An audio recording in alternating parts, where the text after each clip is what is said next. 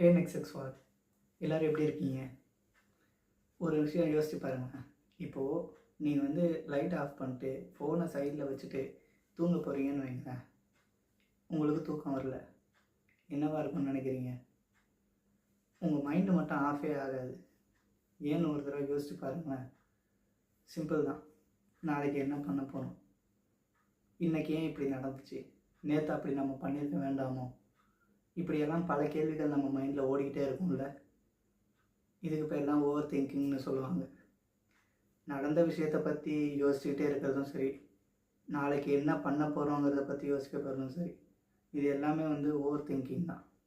இந்த ஓவர் திங்கிங்னால் நமக்கு என்னென்ன பாதிப்புலாம் ஏற்படும், இதை பற்றி தான் இன்றைக்கி வீடியோவில் நாங்கள் பார்க்க போகிறோம்.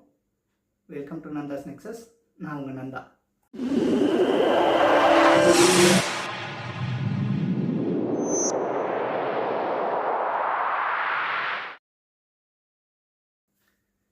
ஏதோ ஒரு சுச்சுவேஷன்லேயோ இல்லை ஏதோ ஒரு கான்வர்சேஷன்லேயோ நாம் பண்ண அந்த ஒரு சின்ன மிஸ்டேக்கு, அதை பற்றி நம்ம திரும்ப திரும்ப திரும்ப திரும்ப 100 தடவைக்கு மேலே நம்ம மைண்டில் ரீமைண்ட் பண்ணி பார்த்துக்கிட்டே இருப்போம்.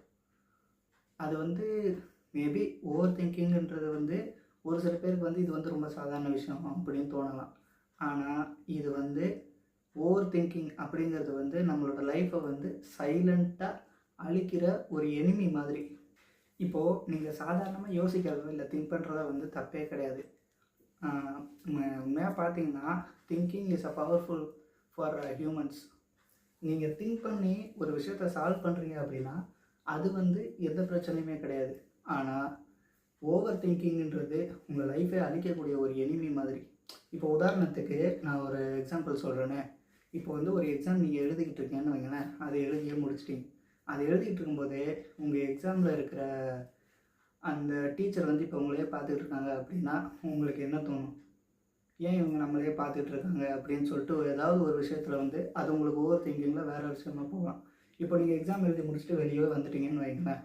வெளியே வந்ததுக்கப்புறமா வந்து உங்களுக்கு மேபி தோணலாம், நம்ம ஒருவேளை இந்த கொஸ்டினுக்கு இந்த ஆன்சர் எழுதிட்டோமா, கரெக்டாக தான் எழுதிட்டோமா, இல்லை தப்பாக எழுதிட்டோமா அப்படின்னு சொல்லிட்டு உங்களுக்குள்ளேயே வந்து அந்த ஓவர் திங்கிங் வந்து ரொம்ப அதிகமாகிக்கிட்டே போகும். இப்போ உதாரணத்துக்கு அந்த எக்ஸாமில் நீங்கள் எழுதுனது ரிசல்ட் வரப்போகிறது ஒரு தடவை தான்.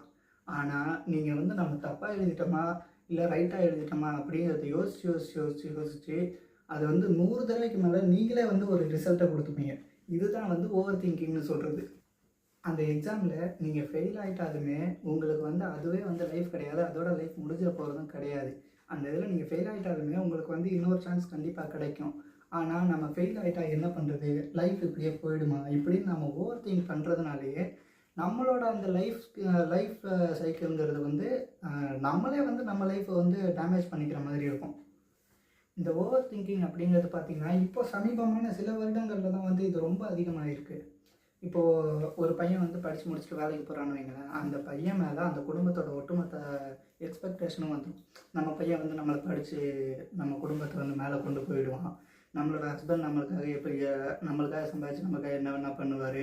சேம் டைம் நம்மளோட அப்பா, அதாவது நம்மளோட குழந்தைங்க நம்ம மேலே வைக்கிற நம்பிக்கை, இது எல்லாமே சேர்ந்து நம்மளால் வந்து இவங்களுக்கு வந்து ஒரு சரியான வாழ்க்கையை கொடுக்க முடியாதோ, நம்மளை நம்பியிருக்க நம்ம குடும்பத்துக்கு வந்து நம்மளால் எதுவும் பண்ண முடியாமல் இருக்கு, இப்படிங்கிற ஒரு சில விஷயங்கள் வந்து மண்டக்குள்ளே ஓடிக்கிட்டே இருக்கிறதுனால அந்த ஒரு சில இடங்கள்லேருந்து ஓவர் திங்கிங் வந்து ரொம்ப ஸ்டார்ட் ஆகிக்கிட்டே இருக்குது.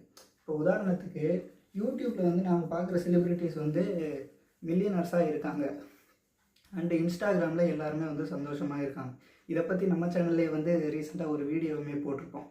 இப்போ அதிலெல்லாம் பார்த்தீங்கன்னா இப்போ அதை இந்த மாதிரி சோஷியல் மீடியாஸை பார்த்துமே கூட மற்றவங்க எல்லாருமே ஜாலியாக இருக்காங்க, ஆனால் நம்மளோட லைஃப் மட்டும் நம்ம எந்த மூவுமே இல்லாமல் இருக்குது அப்படின்ற அந்த ஒரு சின்ன விஷயம் கூட அந்த ஓவர் திங்கிங் வந்து ஸ்டார்ட் ஆகிறதுக்கு வந்து ஒரு முக்கியமான காரணமாகவே இருக்குது. இந்த ஓவர் திங்கிங்னால் நம்மளோட வாழ்க்கை எப்படி பாதிக்கப்படும் அப்படின்னு நீங்கள் பார்த்தீங்கன்னா முதல்ல கெட்டு போகிறது உங்களோட தூக்கம். ஏன்னா பகலில் வந்து நீங்கள் வந்து ஏதாவது ஒரு வேலை செஞ்சுட்ருக்கீங்க அப்படின்னா கூட அந்த வேலையில் உங்கள் மைண்ட் ஃபோக்கஸ் போகிறதுனால வந்து ஓவர் திங்கிங் வந்து ஓரளவு கம்மியாக தான் இருக்கும். ஆனால் நீங்கள் தூங்க போகிற அந்த நிமிஷம் தான் வந்து உங்கள் லைஃப்பில் இதுக்கப்புறம் நம்ம என்ன பண்ண போகிறோம், நாளைக்கு என்ன பண்ண போகிறோம் அப்படிங்கிற வந்து அந்த திங்க் வந்து ஸ்டார்ட் ஆகும். ரெண்டாவது, டெசிஷன் மேக்கிங். உங்களால் ஒரு டெசிஷனை வந்து பர்ஃபெக்டாக எடுக்க முடியாது. ஏன்னா இந்த ஓவர் திங்கிங்னால் ஒருவேளை இந்த டெசிஷன் வந்து தப்பாகிடுமோ அப்படிங்கிற ஒரு பயமும் வரும். மூணாவது ஆப்பர்ச்சுனிட்டிஸ் மிஸ் ஆகும். இது வந்து நம்ம பண்ணலாமா, இந்த ஆப்பர்ச்சுனிட்டிஸ் நமக்கு கிடைக்கிது அப்படின்னா ஓகே இதை நம்ம எடுத்துக்கலாமா வேண்டாமா, இதனால் நம்மளுக்கு ஃப்யூச்சரில் என்ன நடக்கும் அப்படிங்கிற அதுவும் இதுவாகும். லாஸ்ட் அண்ட் ஃபார்மோஸ்ட் உங்களோட ரிலேஷன்ஷிப்ஸும் டேமேஜ் ஆகும். இப்போ உதாரணத்துக்கு நீங்கள் வந்து உங்கள் ஃப்ரெண்டுக்கோ இல்லை உங்கள் பெஸ்ட் ஃப்ரெண்டுக்கோ ஃபோன் பண்ணுறீங்கன்னு வைங்களேன், அவங்க வந்து ஃபோன் எடுக்கலை. 2வது டைம் ஃபோன் பண்ணுறீங்க, ஃபோன் எடுக்கலை. அந்த இடத்துல ஸ்டார்ட் ஆகும் உங்களோட ஓவர் திங்கிங். இவன் ஏன் நம்மளை அவாய்ட் பண்ணுறானா அப்படின்னு ஒரு பக்கம் தோண ஆரம்பிக்கும். ஆக்சுவலாக அவங்க ஏதாவது ஒரு ஒர்க்லேயோ இல்லை வேறு விஷயத்துலையோ பிஸியாக இருக்கலாம், அதனால கூட அவங்க ஃபோன் எடுக்காமல் இருக்கலாம். ஆனால் நம்ம மைண்டு அதுக்குள்ளே வந்து இந்த மாதிரி வந்து ஓவர் திங்கிங்கில் வந்து ஒரு கதை எழுதிருக்குல்ல, இது ரொம்ப ரொம்ப டேஞ்சரான விஷயங்க. சரி ஓகே ப்ரோ, இந்த ஓவர் திங்கிங் வந்து எனக்கு வந்துருச்சு ஓகே, ஆனால் இதை எப்படி நம்ம ஸ்டாப் பண்ணலாம் அப்படின்னு யோசிச்சிங்கன்னா, முதல்ல உங்களுக்கு வந்து இப்போ ஒரு ஓவர் திங்கிங் வருது அப்படின்னா ஒரு 5 நிமிஷம் அந்த ஓவர் திங்கிங் வந்து தள்ளி வச்சுட்டு யோசிங்க, எதுக்காக இந்த ஓவர் திங்கிங் நம்மளுக்கு வருது, இப்போ நாளைக்கு நாம் என்ன பண்ண போகிறோம், இது வந்து நமக்கு வந்து ஓவர் திங்கிங்காக வருது ஓகே, ஆனால் இன்றைக்கி நீங்கள் என்ன பண்ணீங்க அதை யோசிங்கண்ணா.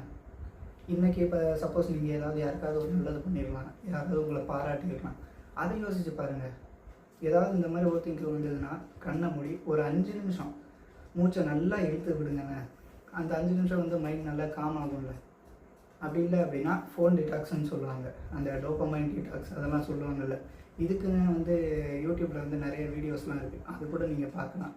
அண்ட் இப்போ சொல்ல போகிறது வந்து ஒரு ஃபன்னி ஃபேக்ட் என்னென்னா, உங்களோட அந்த ஃபோனை எடுத்து ஒரு மணி நேரம் ஓரமாக வச்சுட்டு உங்களுக்கு தெரிஞ்சவங்க கூடயோ இல்லை உங்கள் ஃப்ரெண்ட்ஸ் கூடயோ ஒரு மணி நேரம் நடந்துட்டு வாங்கினேன், அவங்க கூட பேசி பழகுனீங்க அப்படின்னாலே இந்த ஓவர் திங்க் ப்ராப்ளம் அப்படிங்கிறது வந்து 50% கண்டிப்பாக குறைஞ்சிடும்.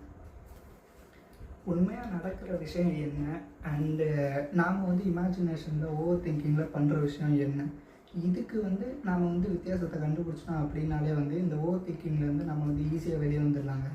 இப்போது ஏதாவது ஒரு விஷயத்தை நினச்சி நீங்கள் பயந்துக்கிட்டு இருக்கீங்கன்னு வைங்களேன், அந்த பயத்து மூலியமாக தான் வந்து ஓவர் திங்கிங் வரும்னு வைங்களேன்.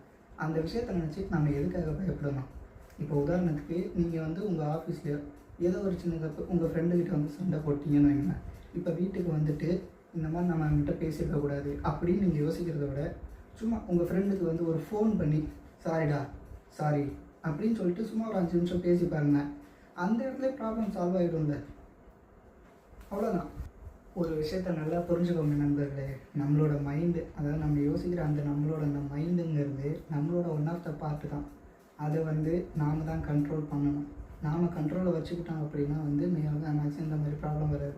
நீங்கள் கண்ட்ரோல் பண்ணலை அப்படின்னா உங்களோட மைண்ட் வந்து உங்களோட கண்ட்ரோலில் எடுத்துக்கிட்டு இந்த மாதிரி ஓவர் திங்கிங் ப்ராப்ளம் அதிகமாக வந்துக்கிட்டு தான் இருக்கும். இப்போ ஒரு முடிவு எடுங்க, என் மைண்டை நான் கண்ட்ரோலில் வச்சுப்பேன், எனக்கு எந்த ப்ராப்ளமும் இல்லை, நான் வந்து எந்த ஓவர் திங்கிங்கும் நான் பண்ண மாட்டேன், நான் நல்லா தான் இருக்கேன் அப்படின்னு சொல்லிட்டு உங்கள் மேலே முதல்ல நீங்கள் நம்பிக்கை வைங்க.